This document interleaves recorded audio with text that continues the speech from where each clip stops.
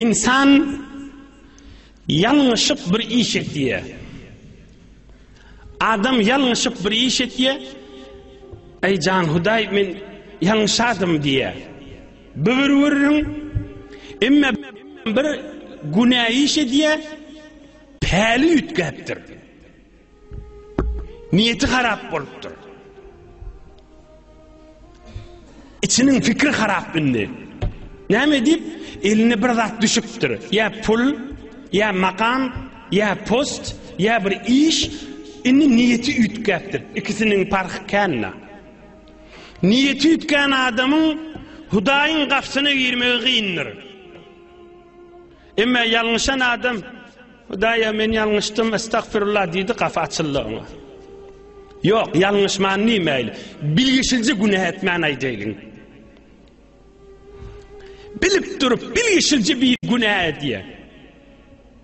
Günah düğününü biliye. Hay keyfini günah ediye bilgişilce.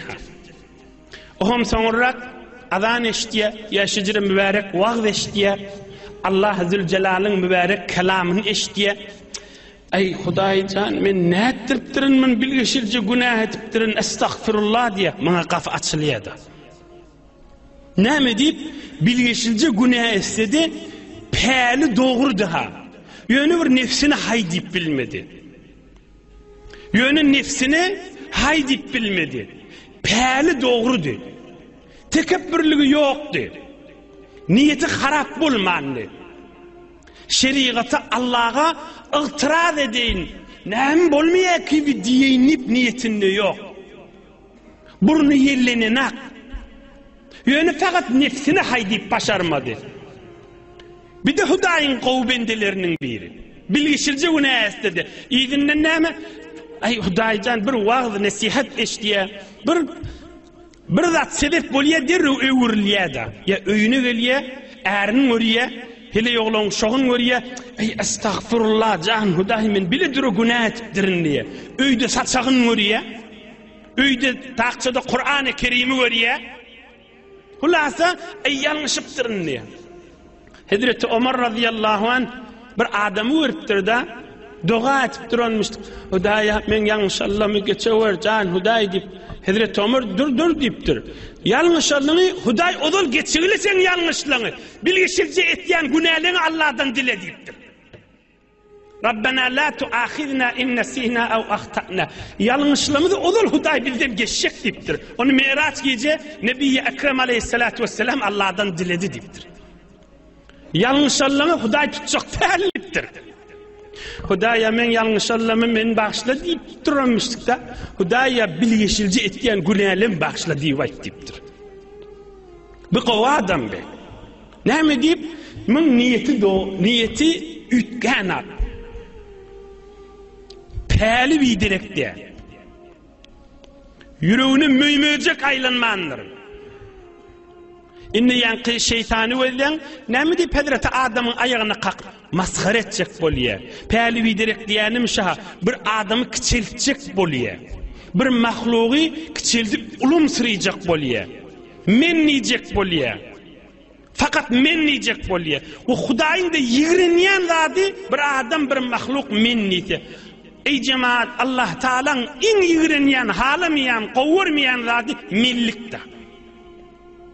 Ne deyip peli bidirek de.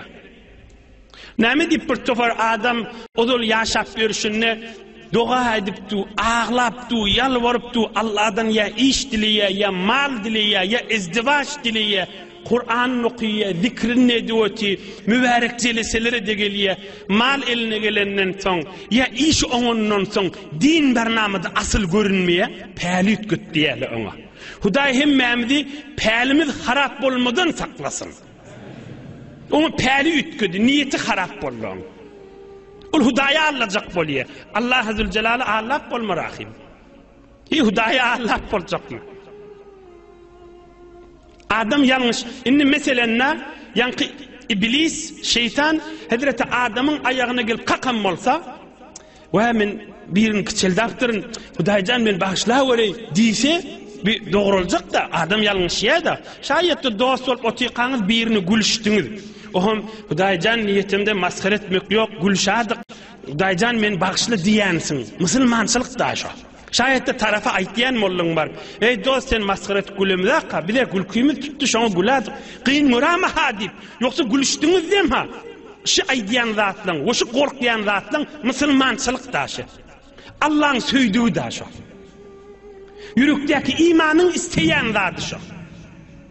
Päli doğru da bir yönü gülküz tutup da. Hamana misal aýdýan jowan dostlar, gelin gyz erkekler düşüner ýaly dwaýdywatinna.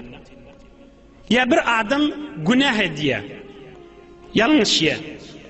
On tövbe ediyor. Estağfurullah canım Hudaý men bilip durup bilişilji günah etdi. Yanlış ya. Tövbe ediyor. Erti bir gün bazara giriyor, yeni günah ediyor. Yine akşam yine narahatta. Yine de tövbe ediyor. Yine vaaz nasihat ve ulamalardan eşdiye. Güne 70 qaytar da tövbaga jay badi. Yine can Hudaý men bagşla diye. Hudaýyň dostu da şo. Emme biri wa günah diye da näme şkaly başyň meger bir de günahmy diye. Nätdiňiz meni masgaran çykardyňyz zaman diye öz edýän işin dogry kökezjek bolýar. Bu päli harapda. Mına diýäler azypdyr diýäler. Ýok, alaşypdyr diýäler. Bir ýoluny ütkötüpdir. Allah'ın gafsyndan beýläsin wezawati. Hudaý şin büýüripdirmi, büýürmändirmi, şerigatda bamy ýokmy diýip soramallar. Yo öz hawasy bilen gitjek bolýar.